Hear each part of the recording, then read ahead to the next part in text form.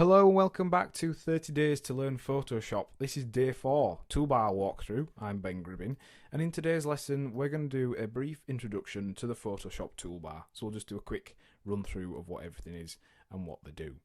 So let's go ahead and switch to Photoshop.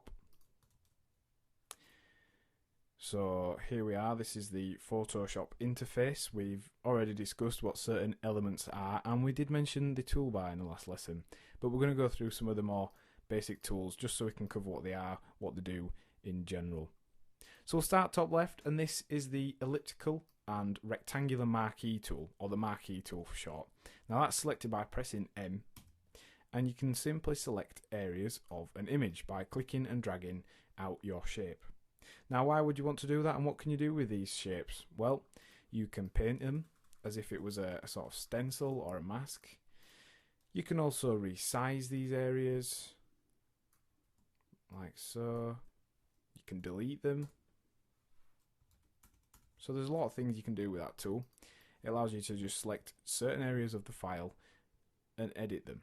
Now the elliptical marquee tool is the same thing, but it's just a circle, so you can create perfect circles. You can use ovals, whatever you like.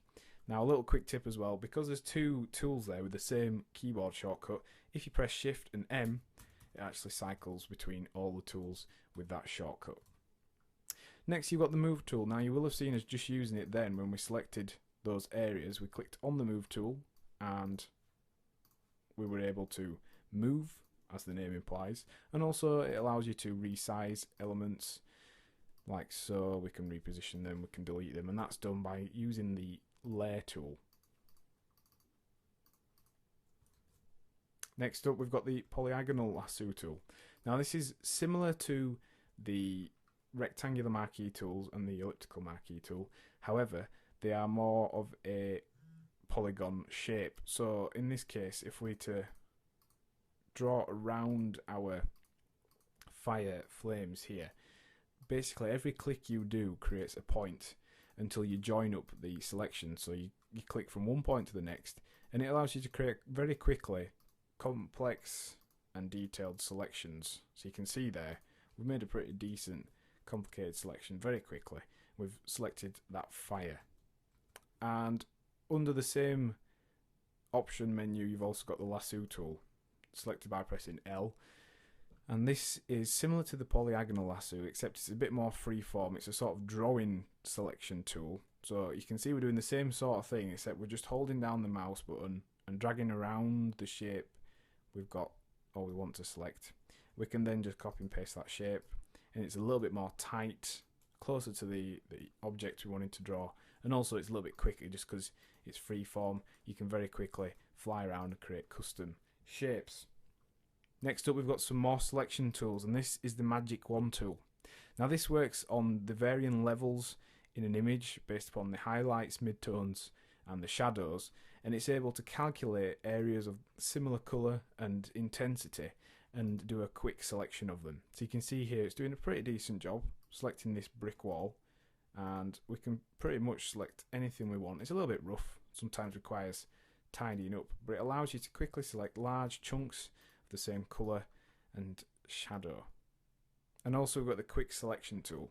Now this is similar to the Magic Wand tool, only you kind of do a more lasso tool style action with it. You kind of paint in the area you want to select, and it is pretty accurate. It does a pretty decent job, follows where you're painting, and does a very, very quick selection of large areas which we could then delete, we could recolor, we can just select, create new layers from, all kinds of cool stuff. So then we've got the crop tool. Now the crop tool, well, does what it says on the tin. It crops your images to whatever you set this selection. So basically you drag these little boxes at the top left, top right, all four corners, also in the middle of each section plane, and that allows you then to crop the image as you would like. But you'll also notice it's gridded into 9 boxes, and this allows you to compose the image that you are cropping whilst you're cropping it. So let's say we want to follow the rule of thirds. We can place this flaming man on this line here and also this line here, hit return, and our new image has been cropped according to that selection. So that's the crop tool, very handy tool, accessed by pressing C. Here's a tool that you may well have used before in other programs, the eyedropper tool, accessed by pressing L. Now what this does is simply selects colours as you click on them and sets them to your foreground colour. So if you click on it, you can see it's cycling through the colours that are underneath the cursor, and we're able to select those. Very handy if you need to match colours, blend in objects, and it's a tool that you will use quite a bit. Spot healing and healing brush tools are repair tools. Now what these do is they remove artifacts, dust, speckles, noise. They do a pretty decent job. It's all automatically done on the fly by the Photoshop program, so it's all computer generated. If we just go ahead and select a source, we're able to actually go over areas and repair them. So it does a pretty decent job here of removing these flecks of oil. We could perhaps remove some of these brick joins and things like that. So it's a great way of taking old photographs, completely repairing them, and just being able to repair any damaged folds, creases, tears, anything like that once you've scanned them in. The spot healing brush does a similar sort of thing, except you don't have to define a source for where you're repairing your image from. You just literally paint, and Photoshop does its best job possible of trying to repair the area that you have set. So if we try and remove those oily bits there, it does a pretty good job of removing them by calculating what's around that area without those images and artifacts. Now the brush tool, that is something that is used a lot, and you can actually, unlike a lot of other programs, add brushes to the Photoshop brush tool. You can define your own brushes. It's very simple. All you need to do is, if you go onto this panel here, you're able to select the different brush heads. You can set the hardness, the sizing, all kinds of pretty advanced settings, and these allow you to create some really highly detailed graphics. And again, it just works like any other paintbrush would. You just simply draw with your mouse, and that creates the area of colour that you want to do. You can change the opacity and all kinds of things, but again, don't worry, we will be looking at this further into the lesson. Then we have a clone stamp tool.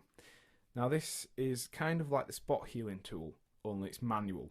So you select an area and it will actually duplicate that area wherever you want it to go. So you can actually do manual repairs of a photograph. If, for example, you think the Photoshop interface and software isn't quite doing a good enough job, you can actually go through, and this is what you'll see magazine photographers work on. They will use this tool to manipulate images to make them as they want them to appear.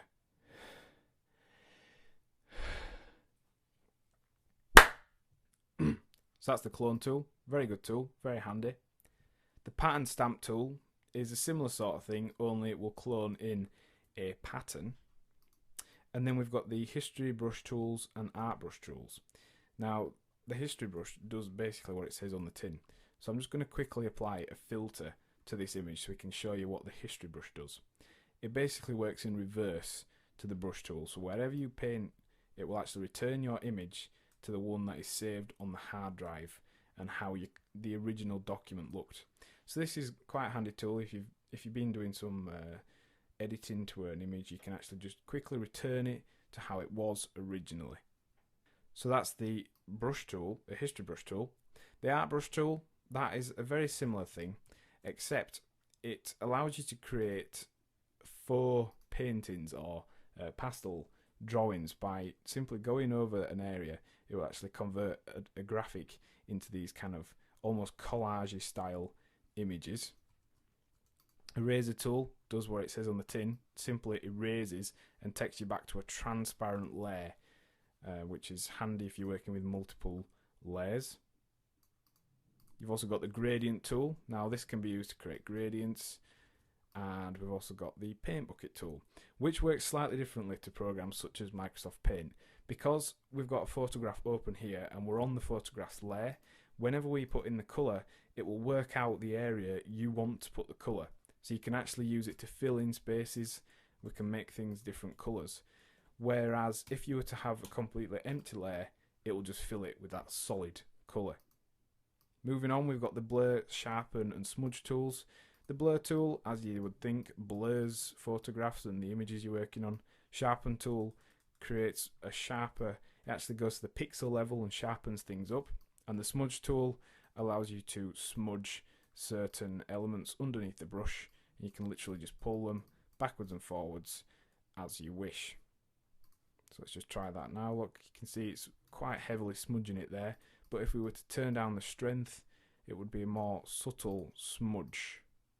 So we can use that to manipulate images. And then we've got the dodge, burn and sponge tools.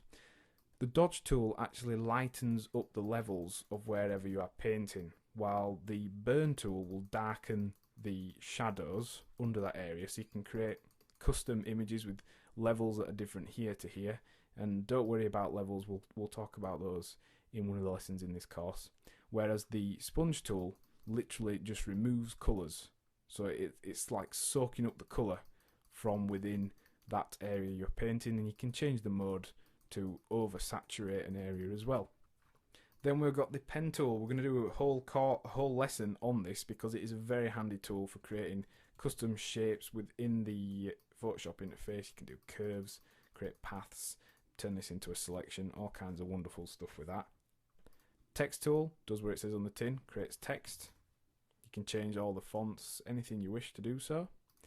And then we have the path selection tool, which goes along with the pen tool. That will just select a shape that you make with the pen tool. Then we've got the custom shape tool, which is a really useful option within Photoshop.